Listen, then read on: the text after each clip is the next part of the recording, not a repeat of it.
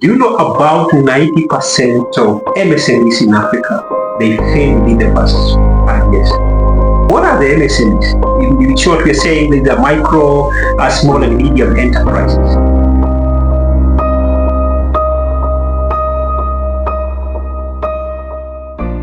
Dr. Peter Gikonyo here, your finance expert and an investment guru. And today I want to start by shocking news. Do you know about 90% of MSMEs in Africa, they fail within the first 5 years? Locally here in Kenya, about 70% of the MSMEs fail within the first 3 years. That's a bit shocking. And I want us to look at and say, what are the MSMEs? In short, we're saying that the micro, small and medium enterprises. And they're key to drive the economy and to be able to solve maybe some of the challenges we have. And these challenges could be, you have seen the government relying on borrowing to be able to fund both capital and current expenditure. And they really need more to spur the growth of the economy. You have seen the young people, they graduate from the universities, colleges and the like. They don't have places to work to. So they need to be absorbed somewhere. And it's about the high time that we strengthen the MSMEs so that they can be absorbed. And the MSMEs, you're talking about the enterprises which can employ the people from 1 all the way to 100, depending on the spectrum which you're looking at. And I want us to look about 5 reasons why these MSMEs fail and what can we be able to do to make them better. To start with, let us look at the issue of funding. Because you find people getting into these enterprises, but they have not fully done a feasibility report on what will be required in terms of the capitalization of that business. One, you need the capital expenditure and you need the current expenditure until maybe that enterprise breaks even and it continues to run. You'll find you get into the venture, you have not fully acquired the enough finances to be able to run that business for that given time. And you'll also find that when you get into various options, maybe to fund your enterprise, you find the cost of funds is quite expensive, and even accessibility. And that's why you find most of these micro businesses going to Shylocks where they're getting hefty interest rates to be able to repay. And of course, you find using the collateral, their collaterals maybe to be able to access these funds. And even the access of these funds in most of the institutions, they would ask for what we call the collateral. And you'll find most of the startups, maybe they may not be having this kind of collateral, be it maybe the chattel, the moving vehicles, it could be land, is not adequate for them to be able to access that. So they need, when you are starting an MSME, so my advice would be, it's good that you really get an expert, or rather, you are able to understand the entire business model.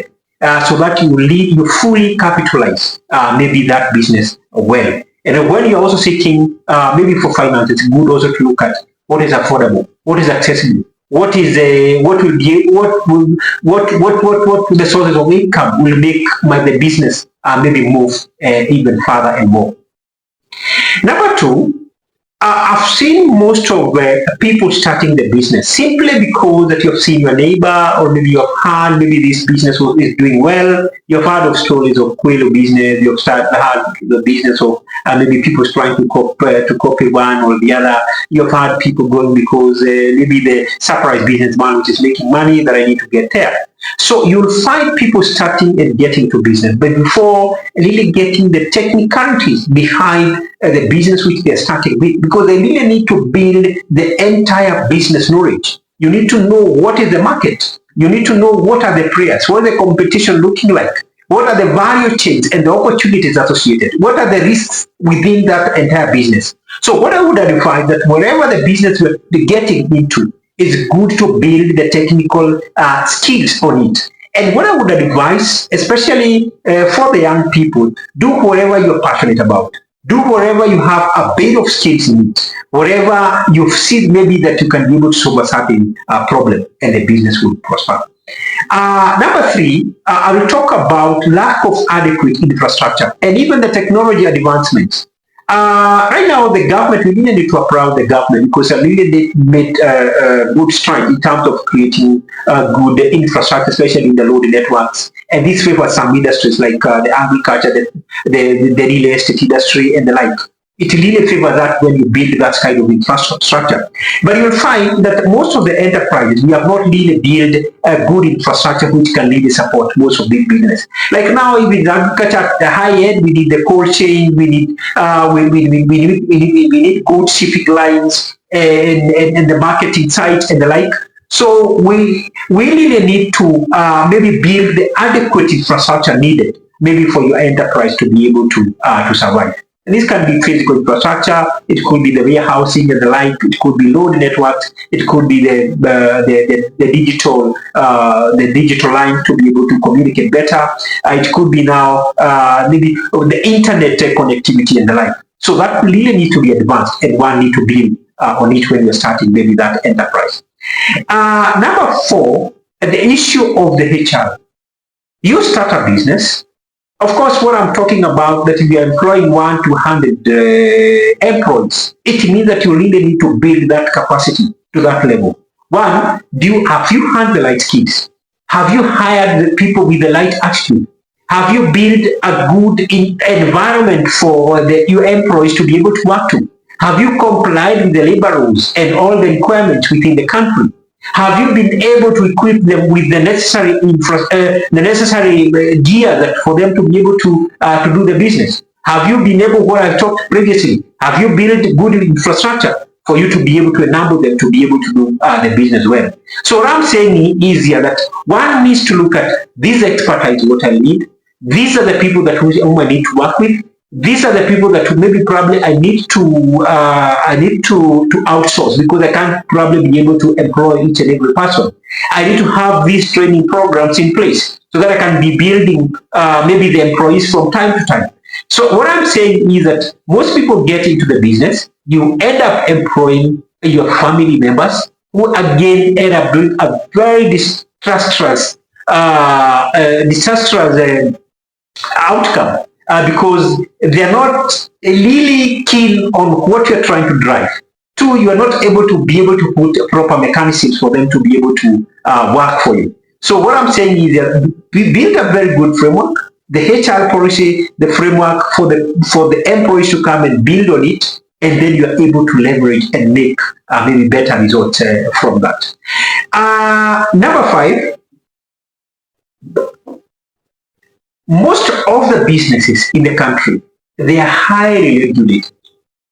And during my career, I'm lucky maybe to have worked in my banking career, to have had a chance of looking at diverse business, different industries. When you look at the healthcare, you look at the real estate, you look at the hotel industry, you look at the agriculture and the like, you'll find they require certain parameters of regulations. And you'll find that you're getting into that industry. One, you have not acquired the proper certifications. You have not complied with the regulators, the regulatory bodies.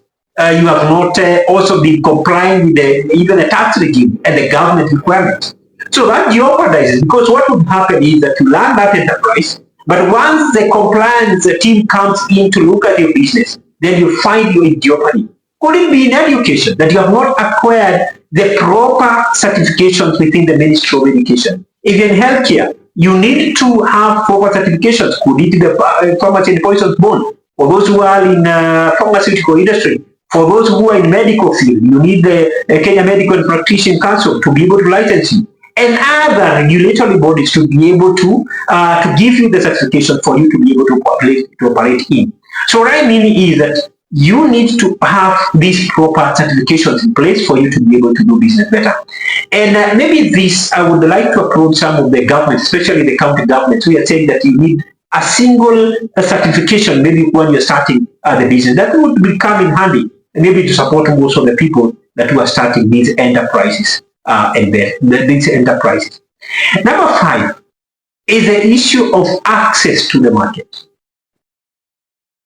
Especially now, I look at the industry like in agriculture. You get into agriculture, especially in horticulture. So once you get your produce from the farms, where do you take it to? Whom are you selling to? How accessible is that market? What parameters have you been able to put in place to be able to identify the existing and emerging markets for your produce? What are other players like? Because you might end up taking your product maybe to where the market is fully saturated. Well, I've seen that most people, especially I'll talk about Nyandarua here, they are growing the horticultural product, but the only market they would know is a place like Marigiti.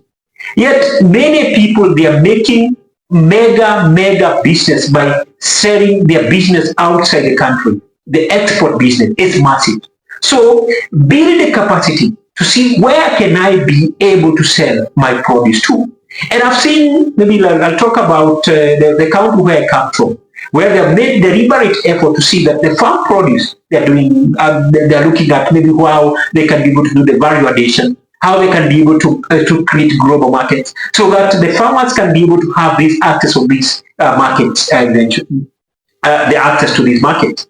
So these are the couple of issues that which can really make your enterprise not to grow further.